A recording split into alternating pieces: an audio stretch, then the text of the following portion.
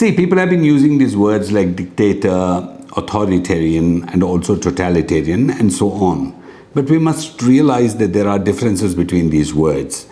When we talk about a dictator, we particularly are talking about a person who dictates rules or instructions or policies, and they are normally not discussed or debated or deliberated.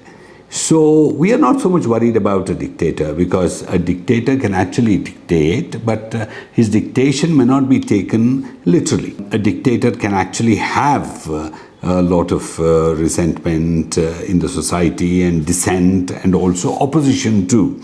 But when you're talking about totalitarian regime, there everything is totally controlled by a certain regime, and you don't have even an option to oppose it.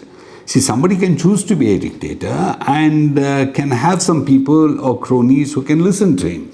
But that doesn't actually pose a threat to the system or the democratic way of functioning of the society, because that dictatorship could be limited to the policies within the party or the functioning of the government and the functionaries inside the government.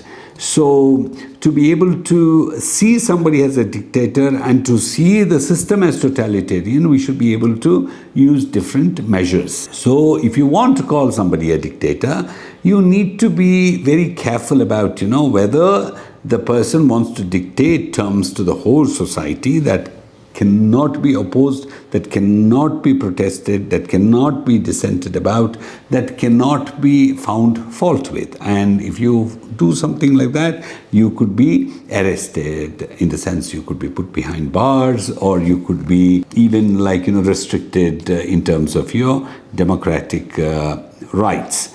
But these days, when people are using these words like dictator, it's possible that a certain leader could be a dictator, because the leader may be having a council of ministers, or maybe having people in his party who may not be questioning him, and he may be used to dictating terms. But there is no established proof that that particular leader is behaving in a dictatorial way, because nobody has seen it. Perhaps somebody else in his government is behaving in a dictatorial manner, and the whole accusation is going towards one particular person. So unless you have tangible proof about somebody behaving like a dictator, and somebody not being questioned, and somebody not getting into discussions, somebody not actually being worried about consequences and so on, you cannot accuse somebody of being a dictator. So when you call some particular leader as a dictator, I think we have to be a little careful about it.